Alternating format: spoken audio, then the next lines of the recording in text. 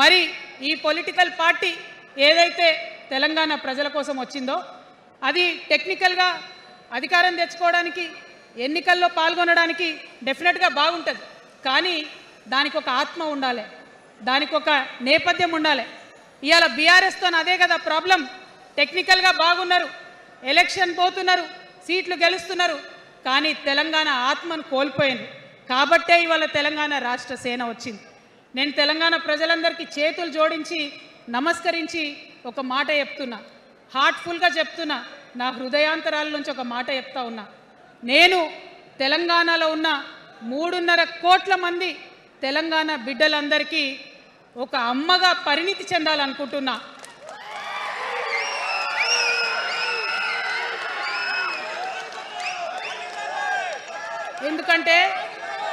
ఎందుకంటే ఒక అమ్మతనంతో పరిపాలన జరిగినప్పుడే బిడ్డలకి ఏదైనా కష్టం వస్తే అమ్మ హృదయం బద్దలవుతుంది. అటువంటి దుఃఖంతో పరిపాలన జరిగినప్పుడే, అటువంటి సంవేదనతో పరిపాలన జరిగినప్పుడే, అటువంటి ఆర్తితో పరిపాలన జరిగినప్పుడే రాష్ట్రం ముందుకు పోతుంది, రాష్ట్రంలో ఉన్న ప్రజల కష్టాలు తీరుతాయి. ఇవాళ ఎన్నిసార్లు ఎన్ని రకాలుగా ఆలోచన చేసినా మన తెలంగాణ రాష్ట్రంలో అనేక రోజుల నుంచి, అనేక సంవత్సరాల నుంచి ఒక భూస్వామ్య వ్యవస్థ నడిచింది. మనకు తెలుసు, అనేక రకాల పోరాటాలు వచ్చినాయి. సమానత్వం కోసం ప్రయత్నం చేసినాం, పోరాడుతూనే ఉన్నాం.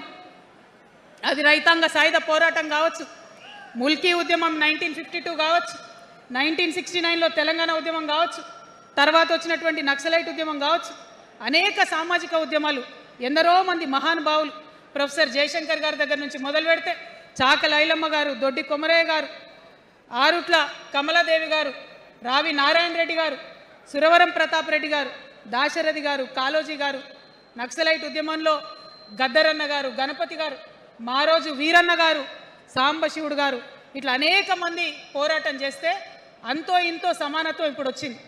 మలిదశ తెలంగాణ ఉద్యమంలో కేసీఆర్ గారు, అట్లానే ప్రాణాలు ఇచ్చినటువంటి ఇషాన్ రెడ్డి గారు, యాదయ్య కావచ్చు, సువర్ణ కావచ్చు, అనేక మంది కొట్లాడితేనే ఇవాళ తెలంగాణ రాష్ట్రం వచ్చింది. వీరికన్నా ముందు మరి మీ అందరికీ తెలుసు, సమ్మక్క సారలమ్మ దగ్గర నుంచి మన దగ్గర సామాజిక ఉద్యమాలు నడిచినాయి. కొమరం భీమ్ కావచ్చు, సమ్మక్క సారయ్య కావచ్చు, సారలమ్మ కావచ్చు, షోయబుల్లా ఖాన్ కావచ్చు, మగ్దూం మొయ్యుద్దీన్ కావచ్చు, ఇట్లా అనేక మంది కొట్లాడితే కొంచెం సమానత్వం వచ్చింది. కొండా లక్ష్మణ్ బాపూజీ గారిని తెలుసుకోవాలి, పండుగ సాయన్నని తెలుసుకోవాలి, సర్వాయి సర్దార్ పాపన్న గౌడ్ని తెలుసుకోవాలి. ఇట్లా అనేక మంది కొట్లాడి, పంతు నాయక్ గారు ఉన్నారు, మరి ఇట్లా ఆదివాసీ వీరులు అనేక మంది ఉన్నారు, బియ్యాల జనార్దన్ రావు ఉన్నారు, ఆదివాసీల కోసం కొట్లాడినటువంటి బిడ్డ. వీరందరినీ కూడా వారి స్ఫూర్తిని తీసుకుంటాం. రాజ్యాంగబద్ధంగా రాజకీయ శక్తితోని పోరాటాలు మిళితం చేసి, ప్రజా పోరాటాలు మిళితం చేసి మనం కలలుగానేటటువంటి సామాజిక న్యాయ తెలంగాణను సాధిస్తామని మళ్ళొకసారి సగర్వంగా ప్రకటన చేస్తూ ఉన్నాం. అధికారులు మీ సమస్యలను పట్టించుకోవట్లేదా? నెలల తరబడి మిమ్మల్ని ఇబ్బంది పెడుతున్నారా? మీ సమస్యకు ఎవరు స్పందించడం లేదా? అయితే ఆలస్యం చేయకుండా వెంటనే క్యూన్యూస్ కు కాల్ చేయండి. సంప్రదించాల్సిన నెంబర్లు 8143001981. మీ తరపున మేం బాధ్యత తీసుకొని మీ సమస్యను అధికారుల దృష్టికి తీసుకెళ్తాం. పబ్లిక్ వాయిస్, సామాన్యుడి ప్రశ్నాస్త్రం, ప్రతి గురువారం ఉదయం 11 గంటలకు మీ క్యూన్యూస్ లో.